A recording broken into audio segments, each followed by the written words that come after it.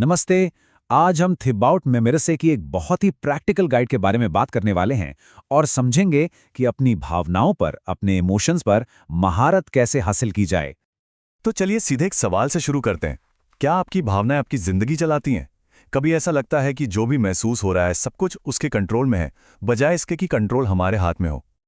हाँ, अक्सर हम लोग एक ऐसी ही सिचुएशन में फंस जाते हैं जिसे हम कह सकते हैं इमोशनल हाईजैक। मतलब हमारी भावनाओं ने हमें पूरी तरह से कब्जे में कर लिया है। होता यह है कि हमारी भावनाएं, हमारे इमोशंस एक परमानेंट सच की तरह लगने लगते हैं जो हमारे हर काम, हर फैसले को कंट्रोल करते हैं। कभी कभी तो ऐसा लगता है जैसे हम कोई कठपुतली हैं और हमारी भावनाएं ही डोर खींच रही हैं और हम कुछ नहीं कर सकते। लेकिन क्या हो अगर ये पूरी कहानी ना हो? क्या हो अगर इसे देखने का एक बिल्कुल अलग तरीका हो? इस किताब का जो सबसे मेन आइडिया है वो हमारे सोचने के तरीके में एक बहुत बड़ा बदलाव लाता है।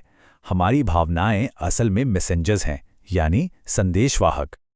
ये हमारे सोचने के तरीके में एक बहुत बड़ा बदलाव है। देखिए, एक तरफ है आम सोच कि इमोशंस तो फैक्ट्स हैं, वो हमारी पहचान है और हमेशा ऐसे ही रहेंगे। और दूसरी तरफ है एक नया नजरिया जो कहता है कि इमोशंस सिर्फ सिग्नल हैं, ये बस कुछ देर के अनुभव हैं और सबसे जरूरी बात, इन्हें गाइड किया जा सकता है। तो सवाल उठता है कि ये भावना आखिर है क्या? इस किताब के मुताबिक ये एक साइकोलॉजिकल और फिजियोलॉजिकल, मतलब मानसिक और शारीरिक रिएक्शन है जो किसी सिचुएशन और उस सिचुएशन के बारे में हमारे विचारों से पैदा होता है। यहां हमारे विचारों से वाली बात पर ध्यान देना बहुत जरूरी है। चलिए कुछ एग्जाम्पल देखते हैं। जैसे गुस्सा हो सकता है ये किसी पुरानी नाराजगी या मनमुटाव का सिग्नल हो जिसे हमने शायद अंदर ही अंदर दबा कर रखा हो। ये बस यूं ही नहीं आ जाता। ठीक वैसे ही डर का मतलब हमेशा कुछ बुरा हो ये जरूरी नहीं है। डर इस बात का भी सिग्नल हो सकता है कि हमारे सामने आगे बढ़ने का, कुछ नया सीखने का एक मौका है जो हमें हमारे कंफर्ट जोन से बाहर निकाल रहा है। और ये टालमटोल की आदत जिसे हम अक्सर आलस समझ लेते हैं, है ना, वो शायद फेल होने के गहरे डर का एक सिग्नल हो सकता है। ये भावना हमें बता रही है कि हमें अपने किसी अंदरूनी डर का सामना करने की जरूरत है।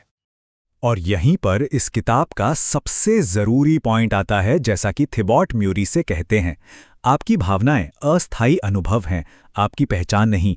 मतलब कोई दुखी महसूस कर सकता है पर वो खुद दुख नहीं बन जाता। ये फर्क समझना ही कंट्रोल पाने की पहली सीढ़ी है। तो ठीक है, ये तो समझ आ गया कि भावनाएं सिग्नल हैं, पर सवाल ये है कि इन सिग्नल्स को समझे कैसे और उन्हें सही दिशा कैसे दें। तो चलिए अब इमोशनल मास्टरी टूलकिट पर चलते हैं और देखते हैं कि इसे असल जिंदगी में कैसे इस्तेमाल किया जा सकता है। किताब में महारत हासिल करने के लिए 4 मेन प्रैक्टिस बताई गई हैं। पहला है जर्नलिंग, जो हमें अपने अंदर झांकने में मदद करती है। दूसरा, माइंडफुलनेस, जो हमें आज में जीना सिखाती है। तीसरा, रीफ्रेमिंग, जो हमारा नजरिया बदल देती है।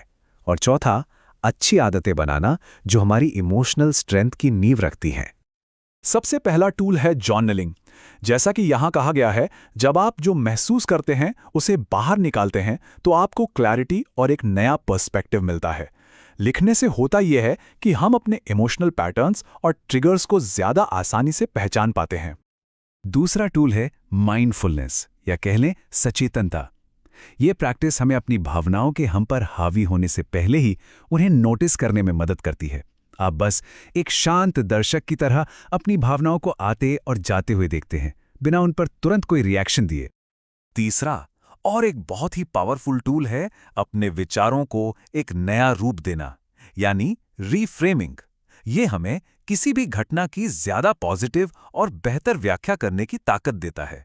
अगर कोई सोच परेशान कर रही है तो बस खुद से पूछना है, अच्छा क्या इसे देखने का कोई और बेहतर तरीका हो सकता है? और चौथा, आदतें बनाना। हर रोज आभार जताना और दिन भर क्या हुआ उस पर थोड़ा सोचना।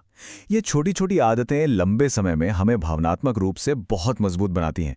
ये बिल्कुल वैसा ही है जैसे हम जिम जाते हैं, पर यह हमारी मेंटल हेल्थ के लिए है। तो ये सब कुछ मिलाकर हमें महारत के रास्ते पर ले जाता है, और ये रास्ता उन सभी के लिए है जो अपनी भावनाओं को बेहतर ढंग से समझना और उन्हें अपने फायदे के लिए इस्तेमाल करना चाहते हैं। जरा सोचिए, इसका नतीजा क्या हो सकता है? जहां पहले पुरानी नेगेटिविटी थी, वहां अब इमोशनल बैलेंस आ जाए। तनाव और चिंता की जगह मजबूती आ जाए। सेल्फ डाउट की जगह नया मोटिवेशन मिल जाए। और रिश्तों में टकराव की जगह बेहतर बातचीत हो। ये सब कुछ मुमकिन है। तो इस पूरी बातचीत से हमें क्या सीखने को मिला? कुछ मेन बातें हैं। पहली, भावनाएं टेम्पररी हैं और उन्हें सही दिशा दी जा सकती है। दूसरी, हमारी जो नेगेटिव पैटर्न्स हैं वो सीखी हुई आदतें हैं, कोई परमानेंट चीज नहीं। और तीसरी, इमोशनल मास्टरी एक स्किल है जो प्रैक्टिस करने से और बेहतर होती जाती है। और आखिर में इस किताब का जो असली सार है वो इस एक लाइन में छिपा है।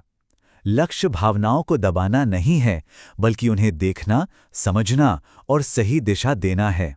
भावनाओं को दबाने और उन्हें गाइड करने में बहुत बड़ा फर्क है। तो अब ये सवाल हमारे अपने लिए है, अगर भावनाएं सिर्फ मैसेंजर हैं तो वो असल में हमें क्या बताने की कोशिश कर रही हैं? अगली बार जब कोई मजबूत भावना महसूस हो तो एक पल रुककर खुद से पूछें, ये मैसेंजर मुझे क्या बताने की कोशिश कर रहा है?